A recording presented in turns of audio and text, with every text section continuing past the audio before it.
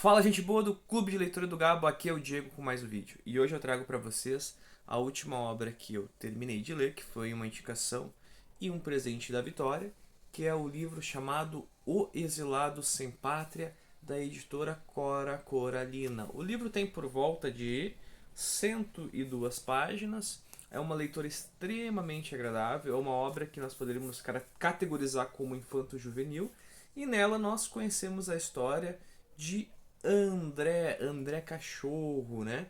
Um personagem que vai se debruçar com o exílio existindo em sua própria pátria. É um livro que eu super recomendo, talvez, né, para tratar algumas questões para crianças, na perspectiva que ele apresenta de início a separação do pai e da mãe e as implicações disso na vida da própria criança.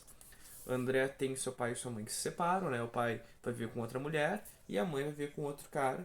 E ele então perde a sua referência, perde a sua casa, perde a sua referência de família, até porque as novas famílias acabam tendo outros filhos e acabam aparecendo ao longo da obra, dando uma maior cuidado, carinho e atenção a esses novos filhos, essa nova situação.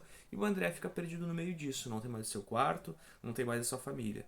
Por exemplo, a esposa do seu pai, que no início lhe tratava bem, depois lhe trata mal. A esposa de o marido da sua mãe, que no início tratava bem, depois lhe trata muito mal.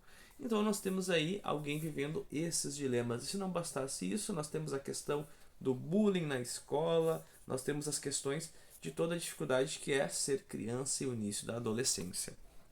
Então tem uma leitura extremamente agradável, vou ler um trecho para vocês aqui, né?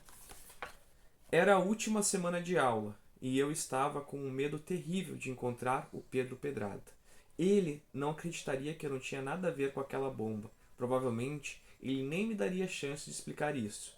Em casa, não acreditaram na minha versão da história. A minha mãe iria à escola conversar com a professora e com a orientadora educacional.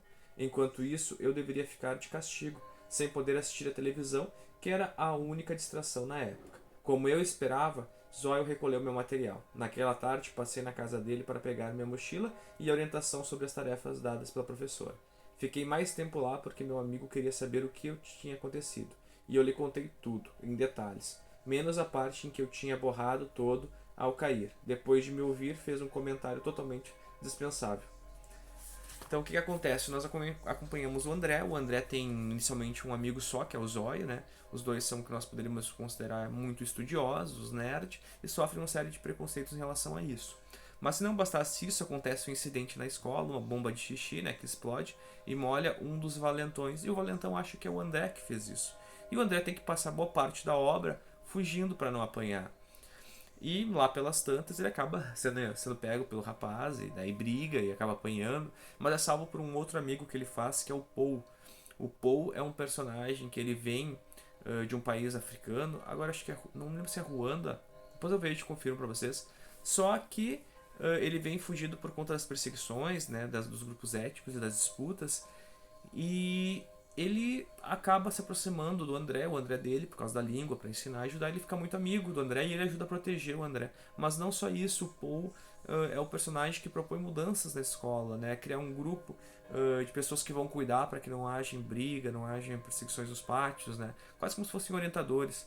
Criar um grêmio estudantil, né? Ou seja, olha o Paul em meio a toda a diversidade, né? De ser afastado de sua cultura, de se afastar de sua realidade, né? De ter que aprender uma língua nova, acaba buscando mecanismos para melhorar ou tornar mais interessante a vida dentro daquela escola, para reduzir as tensões sociais, as disputas e violência. Talvez a própria violência que seu povo sofreu e que ele sofreu com seu povo lhe ajuda a pensar essa perspectiva de criar canais de proteção, diálogo para aqueles que mais sofrem, para aqueles que de alguma forma estão à mercê da força dos poderosos. E é interessantíssima a relação da própria família do Paul, que acaba muitas vezes acolhendo o André e ajudando a fazer a superação em relação a todos os medos e a tudo que acontece. Então o André, na verdade, vai se superando, vai lidando, né? É um personagem que acaba sofrendo muito, né? Os pais acabam deixando ele muito de lado. Só que ele tem um sonho, que é ser engenheiro, e a gente percebe que ao longo da obra ele consegue trilhar esse caminho, não da forma como ele queria, não da forma como seria mais interessante, mas atinge. E a partir disso ele então se torna uma pessoa que conseguiu uma vitória em termos profissionais, mas não só isso, constituiu uma família, casou com alguém legal, teve filhos, teve uma boa vida. E no final ele encontra, por exemplo, aquele rapaz que perseguia o Pedro Pedrada. E ele vai entrevistar o Pedro para uma possível vaga de emprego, né? O mundo que dá voltas, o rapaz que o perseguia e agredia, agora precisa dele, né? Aquela pegada do nerd que se torna, então, o chefe da empresa. E o Paul, né, que teve todo esse trilho, esse caminho na perspectiva de construir um espaço mais agradável, solidário, pacífico, acaba voltando para o seu país e é eleito presidente, né, no final da obra. E a gente então descobre aí que o Paul, desde o início, então, sempre buscava construir esse caminho à cidade mais justa. Um livro simples, interessantíssimo e super recomendado para crianças. Espero que tenham gostado. Não se esqueçam de se inscrever, curtir, compartilhar. E até a próxima, pessoal!